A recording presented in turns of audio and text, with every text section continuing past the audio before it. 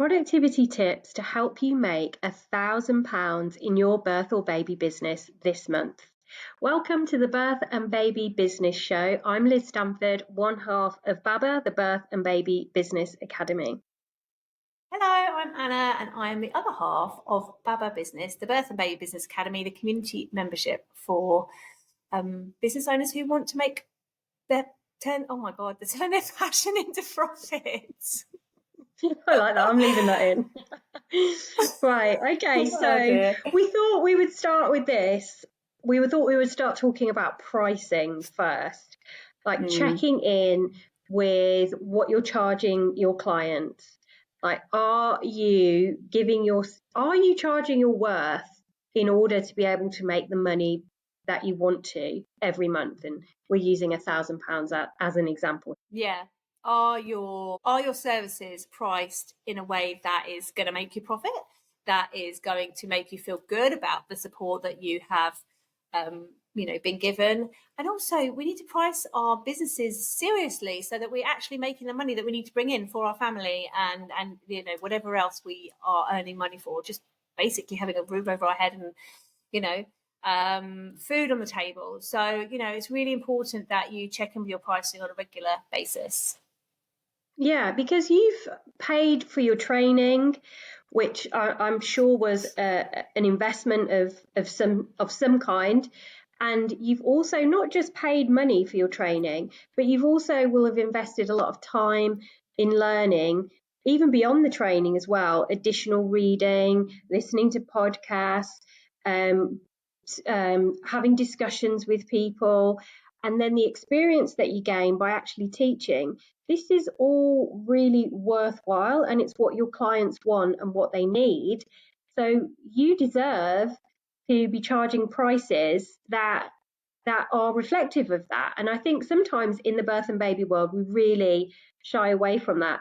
But we're not going to go too much into pricing because that could be like a whole episode on its own. But just in order to meet your financial goals, we're not saying inflate your prices. We're not saying like overcharge people. We're just saying just check in. Like, if you're not making a profit, are your prices actually where they should be, or do you need to look at increasing them? You can add more value in some way as well if that makes you feel more comfortable, which is perceived value from the client, but not necessarily going to cost you additional money or lots of extra time. But like we said, that's probably going to come in another episode. Yeah, there's so much we could say about pricing, but it's just, a business isn't a business unless you've got some kind of plan around how you're going to make a profit. Let's be honest, like earn some money. Like profit is beyond your salary really in a proper business model. So it's really important that you've got that right. It's a good place to start. I think when I'm thinking about productivity tips to make sure that you are earning the money you'd like to in your business, and we've used £1,000 as an example, is you need to sort of work backwards, and you need to think about, okay, I'm going to earn £1,000 this month. I need to earn £1,000 this month. How much do I need to sell? How many places? How many people do I need on my classes or my one-to-one sessions to be able to make that money? And then you sort of work backwards from that. So you have to be quite organised. And that's why this is, we're talking about productivity here, because you sort of need to start at that end point and then work backwards to think about, okay, how many people then do I need to contact or, get inquiries from to be able to have, let's say, those 6 couples in my antenatal class, or I don't know, 10 people come to weekly baby massage, whatever it might be, to be able to make that money that you want to make this month. Yeah, that's such a good point, and I think it's something that a lot of people don't do. I think often birth and baby business owners can be quite general in what they want. They might be saying to themselves, oh, I need to fill my classes, I need to fill my group. Well, really drill down and work out like what are the actual numbers, and working backwards makes it just so much easier. So you start with the financial target, and that's another important thing I think as well when talking about productivity hacks or tips. is like to give yourself a target. When you've got something to work towards, you're much more likely to move towards it. So set those targets and then work out how you're going to meet the targets, and it just becomes much easier, and it streamlines what you're doing, so you're not kind of firefighting, running around, work, trying to figure out how, like imagine how you're going to get these clients. You're actually sitting down and you're working it out. Yeah, you've got a plan, you've got a strategy, and that comes down to being organized and being on top of your goals and what it is you want. Yeah. And that's why it's important to have some financials for those goals, so that you can then work with those numbers and work backwards. I think another thing that's just popped into my mind when talking there is, what about, like, sometimes we've always got little extra things that we can sell or we can offer that we forget about. So it could be like perhaps a workshop that you've offered before, perhaps you could offer that again. Is there a way that you have noticed that parents would like to work with you, and it's something you could make into an offer? For example, I just had a call the other day from somebody who runs groups for women and does training around that, and she noticed that so many breastfeeding questions were coming up, and she doesn't have a breastfeeding qualification. She was like, no, it's time for me to have one, and I can answer these questions, I can add this stuff into what I want to do. So she is almost, she's going to train, not saying that you have to train, but she's got, she wants another string to her bow so that she can extend her offers, offer new services. And that's really come from her clients coming to her and saying, this is what I need, this is what I want. It could be that, your clients are asking for, like, they're really interested in weaning or sleep, and you're like, well, actually, I've got an offering in that. That's something that I could offer separately to them. I've seen lots of people take that sort of workshop concept as well and make it into another way to make some money, because their clients are specifically saying to them, this is what we want, this is what's going on for us. Yeah, that's so true. I think it's really important to listen to your clients and package up what it is that they want, that you can offer them. I mean, I coming from hypnobirthing background, I am very protective over the word hypnobirthing, and I don't agree with people selling courses that are called hypnobirthing when it's not the full hypnobirthing package. I mean, this is a totally different podcast, but I've heard of hypnobirthing courses that don't include hypnosis, for example, or they leave out one really crucial part of hypnobirthing, which doesn't make it hypnobirthing. But let's say you did your hypnobirthing training, you've got loads of different elements there that you can package it as a separate offering, like breathing, for example. You could do a workshop on just breathing techniques for birth. You could do relaxation classes. You could create affirmations, or you could do like sessions around affirmations. There's so many different things that you can do. You could create workshops for birth partners. You could create birth preference planning workshops. It's sort of thinking outside the box and, like, what do clients want? What do people want outside my core offering that could increase my earnings, but also give value to clients and give them what they want as well. So that's definitely a really good idea. Something I think that birth and baby business owners really struggle with is time as well, though, isn't it? I mean, you and I have both been there, still there, where there's just always so much to do, and we've got families, we've got children. We were growing our businesses at a time where our children were pretty small, so we understand having a lack of time. One of the best things you can do for productivity is to organise and plan each day you're working on your business.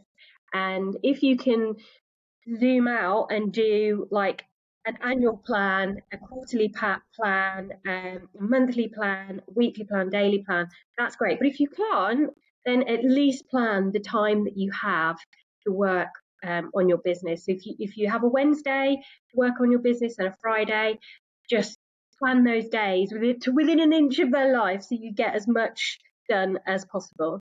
Yeah, I think so often we come into this work and we imagine ourselves, doing client-facing work the whole time. Yeah. And that just isn't a reality. You have got to market your services. You've got to sell what you're offering, and try not to be scared by those terms. Selling and marketing, it's really just sharing what you do, why you do it, how it helps, and then also building relationships with potential clients. That's probably a bit of a softer and less triggering way to describe sales and Yeah. marketing, but it's so important. I did a coaching program once, and I think this is probably true, but they were used to working with corporate world, and they said they talked about a third of business being, working in the business, client facing, another third being marketing, and another third being sales. I definitely don't use those percentages in my work or my businesses, but what I'm saying is that gives you an idea of just really how much sales and marketing, and then you've got your creation processes as well, all of it is important, and the chances are you're going to be spending as much time on that stuff, if not more, than you are on your actual client facing stuff. So you have to sort of work your productivity around that. If you're not leaving any time for the marketing and sharing what you do, unfortunately your services just aren't unless you're someone who's got a lot of network and people know about you, and people are sending new clients your way all the time. Unless you're at that stage in your business, then you are going to have to make sure you make time for those activities to be able to bring new clients in and make the money that you want to. Yeah, definitely. I think there are like actual hacks that you can use in terms of time and making the most of it, like the Pomodoro technique, which is where you set yourself a 25-minute timer and you work for 25 minutes, and then you have a very short break, and then you go back for 25 minutes, and you're just working in chunks of time, which can make you more productive and more focused if you have trouble focusing and zoning in on what it is that you need to do. But prior to that, you have to have a plan, or at least a to-do list, to say what it is that you're actually going to do.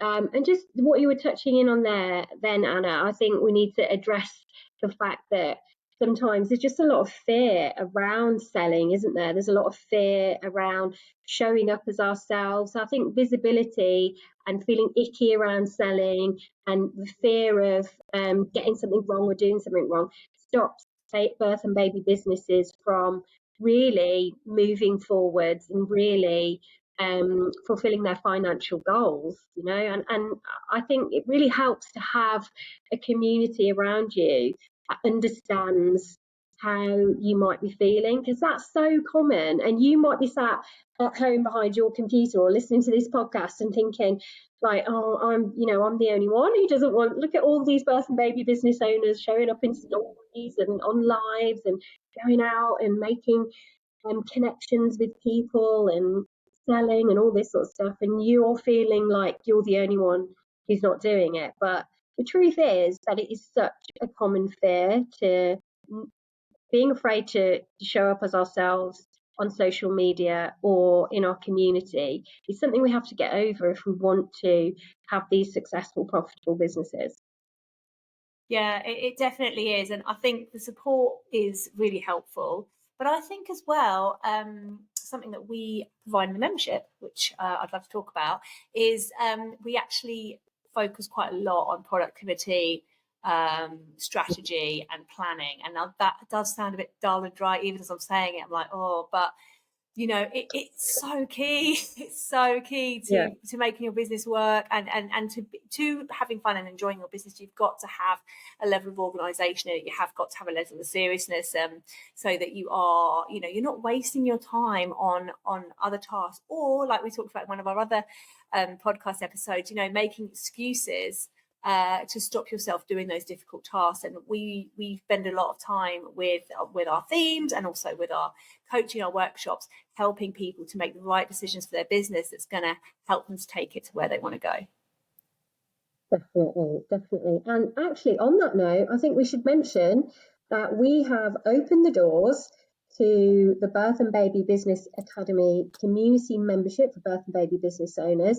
Opened it a couple of days ago. So if you're listening to this podcast before the 26th of January, you are still able to join us in our wonderful community and get support from Anna and I, and from the other How many are we on now? Like, we must be over 50 now. So in total, it must be over 50 members that we've got now. So Yeah. that is very, very exciting. So if you feel like you need help, support, and you want to grow your birth or baby business and make it more profitable and just feel good about what you're doing, then we are the community to help you with that.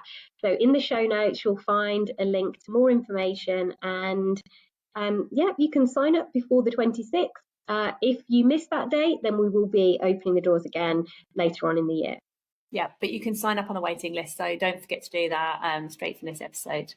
If you'd like to come and join us in the Baba community, we would absolutely love to have you. And please also don't forget to share, subscribe if you are on YouTube, like us if you are following us on one of your podcasts, and yeah, share this with anyone else who you think might be interested.